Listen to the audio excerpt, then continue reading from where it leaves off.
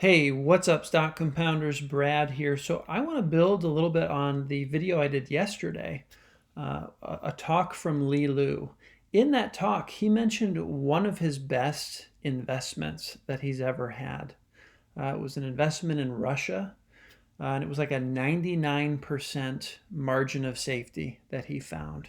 And there were a number of factors that kind of came together to produce that opportunity. But first, I want to give a shout out to Investing with Tom, who made a video yesterday about one of Charlie Munger's picks, Tenneco. Charlie Munger invested 10 million in that company and walked away with 80 million just a few years later. So I think that's a fantastic example, and it's not so dissimilar from the example I'm going to share today of what Li Lu found. And of course, Charlie Munger and Li Lu are connected, right? Charlie Munger actually has about a third of his family assets invested with Li Lu, which is a huge testament to Li Lu. But yeah, so let's go through this article, kind of talking about this Russian investment that Li Lu was able to find back in the 1990s. But first, so what started Li Lu's career was really meeting Warren Buffett.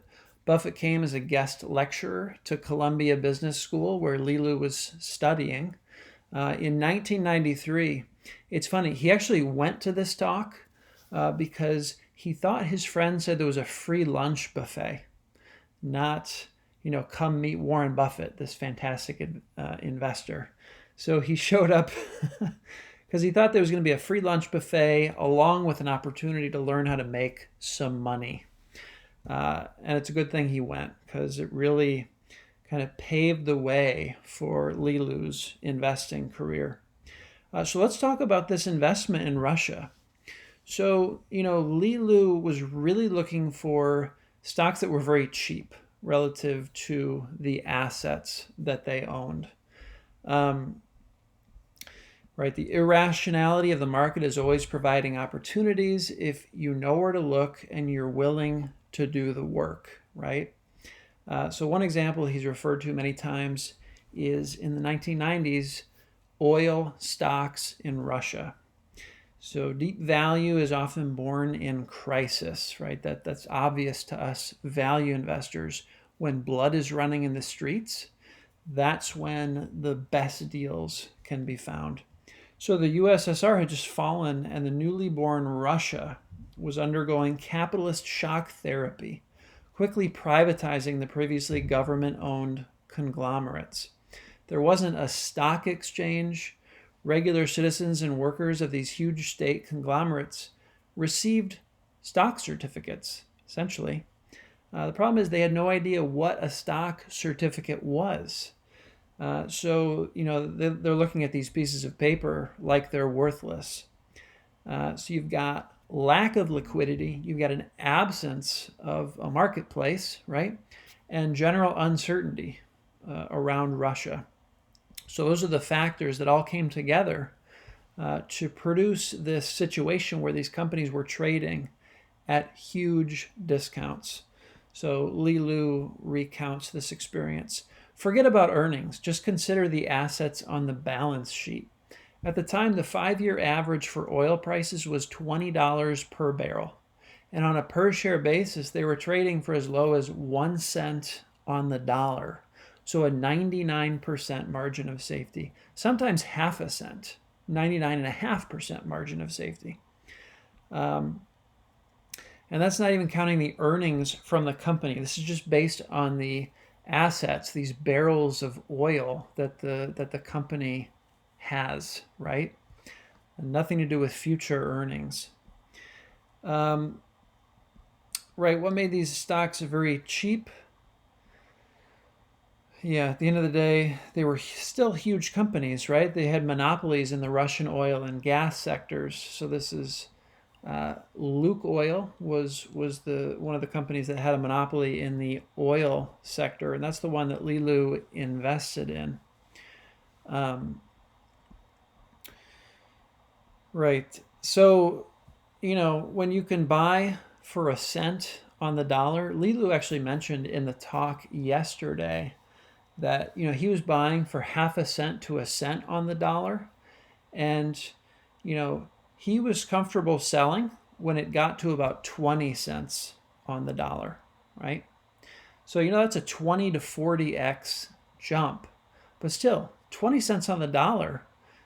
For a lot of people, that's still a huge margin of safety. But of course, Li Lu had to factor in, what was happening in Russia at the time. So much uncertainty. So kind of that 20% margin was where, that was his break even. That's where he was no longer comfortable holding this investment opportunity.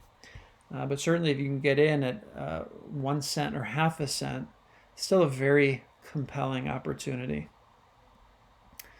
Right, so Russia devalued its currency by 90% from like 1993 to 1998. Even if you had bought in 1993, for a penny on the dollar, you still had a 10x gain in those 5 years, even with the currency being devalued by 90%.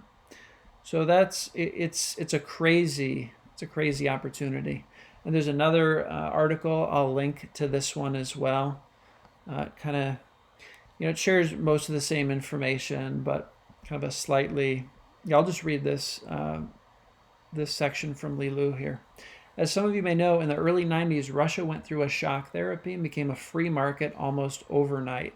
In a short period of time, they privatized some of the most prized state assets, including Lukoil and Gazprom, so oil and gas, and major companies. It was so short of a time that most people didn't even understand what was happening, right?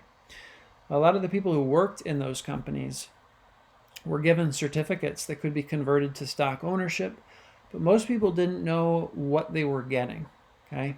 So somebody could come along with real cash, say, hey, here, I'm going to give you a cent on the dollar for this stock certificate. And I'm like, sure, I'd much rather have cash than this piece of paper that I have no idea what it is or what it's worth.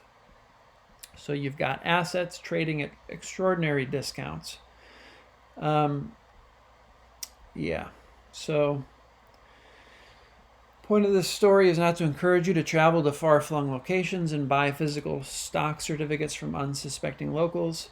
This extreme example illustrates a number of basic truths about value investing. Markets can be extremely inefficient, and those who do their homework can profit immensely in these circumstances. So in the talk yesterday, one of the biggest takeaways for me watching Li Lu's talk from 2012 at San Francisco State University is if he were starting all over again, right? Li Lu said, I would study all the great examples in the past in which markets went to the extreme in some small segment of securities that give you a tremendous margin of safety. So study where those dislocations have happened in the past, and then study what might be available today, right? So by studying past examples, you're kind of building a framework for what has already happened, right? The things don't repeat in the markets, but the future tends to rhyme with the past. So if we can really drive in, if we can learn from these things that have happened in the past, ideally not the very distant past, it reminds me of what just happened in March with Bill Ackman, right? Buying credit default swaps on the bond market. That's a very recent example. Now, I'm not totally sure how, a small investor would try to benefit from a similar market dislocation. But I'm sure there are ways. So just studying past examples of where this has happened. This is what I wanted to share, guys. I want to dive into more examples like this. Hopefully more recent examples.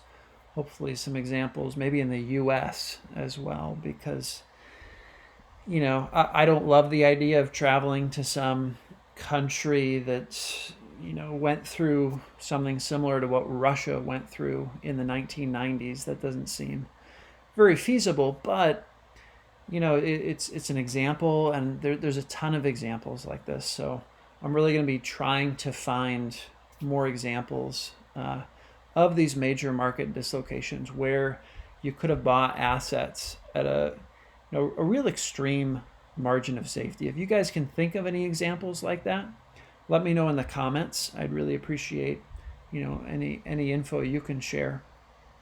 And I think I'm going to pose this question as well on corner of Berkshire and Fairfax. There was actually a pretty interesting dialogue happening after this Li Lu talk, talking about the situation in Russia on corner of Berkshire and Fairfax.